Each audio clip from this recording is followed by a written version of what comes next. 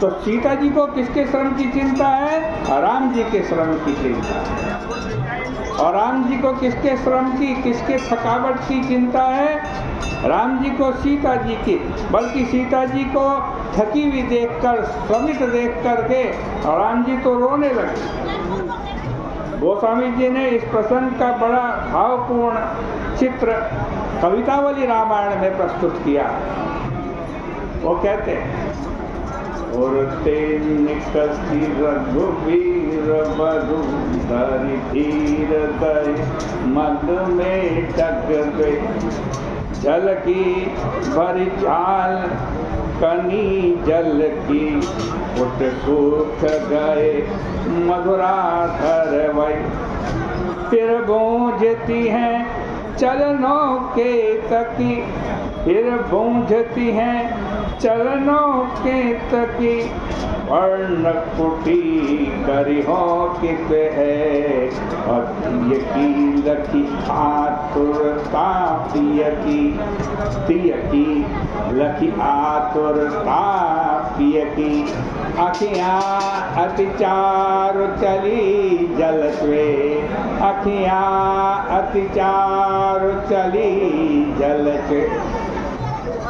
सीता जी के थकावट को देखकर उनके होठ सूख गए हैं, चलते चलते थक गई हैं, पूछ रही हैं प्रभु कितना चलना है। इतना सब जान करके राम जी की आंखों में आंसू आने लगे। इसका अभिप्राय यह है कि अपनी वस्तु के छिन जाने पर तो सब लोग दुखी होते हैं, लेकिन जो दूसरे के लिए दुखी होता है, दूसरे के सुख छिन जाने पर, दूसरे के पीड़ा हो जाने पर जो दुखी होता है, आज कहते हैं उसके जीवन में दुख आता ही नहीं। कि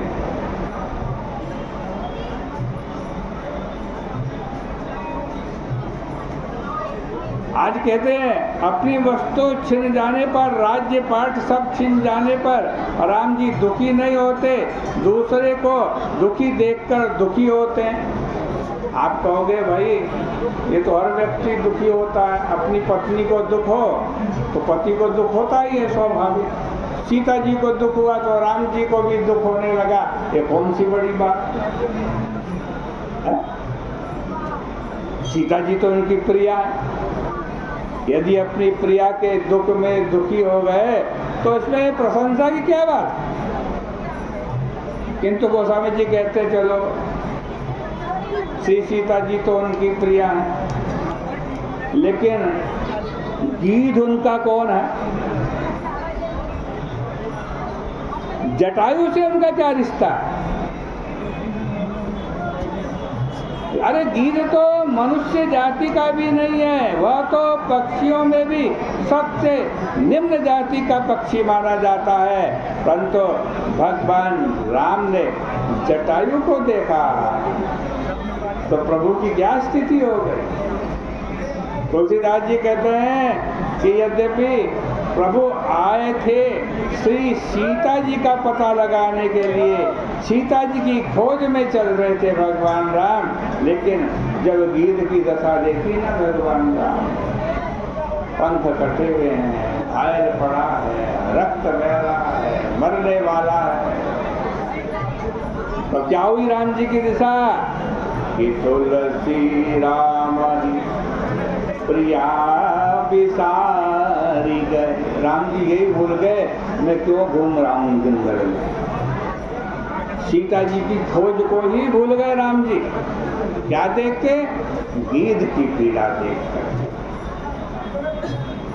बिल्कुल भूल गए कि सीता जी का भी हरण हो गया, हम लोग तो उनको खोज रहे हैं। जटायु जी की ओर देखकर प्रभु रोने लगे। भगवान राम ने जब जटायु से कहा कि राम कहाँ तनु राखहूं ताता,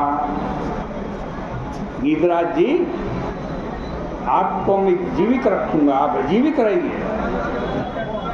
तो गोस्वामी जी ने लिखा, प्रभु के इन वाक्यों को सुनकर वो गीध मुस्कराया। पीछे गिरा हुआ था मैं।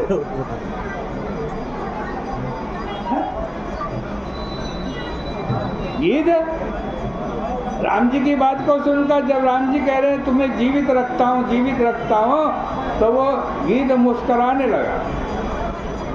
मुख मुस्काई। यहाँ पर एक सांकेतिक भाषा में यह कहा गया है कि भगवान राम कौन है? भगवान राम आनंदमय हैं, जो आनंद सिंधु सुख राशि है, वो आनंद है, सुख के सागर हैं, और जीव बेचारा आंसू बहाता रहता है। राम जी आनंद के सागर हैं, सुख के सागर हैं, और जीव दुख का सागर है, वो रोता रहता है। मानो आज उल्टा हो गया है।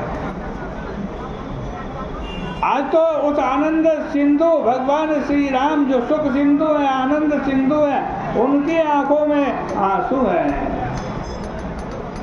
और जो जीव है गीत, वो मुस्करा रहा है।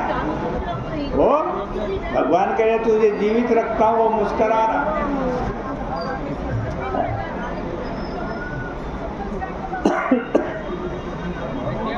मानो दोनों ने एक दूसरे की वस्तु का परिवर्तन कर लिया। राम जी ने जो गीध के सारे दुख ले लिए, उनकी आंखों में आंसू हैं, और उस गीध ने भगवान राम जी का परमानंद ले लिया है, वो मुस्कुरा रहा है। राम अपना आनंद जीव को देखकर उसके आंसू स्वयं अपनी आंखों में ले लेते हैं, उसकी पीड़ा को स्वयं ले लिया। और वन पथ के संदर्भ में भी ठीक यही बात है। क्या बात है, इसकी चर्चा कल के प्रसंग में करेंगे। आज की चर्चा का यहीं विराम करते हैं।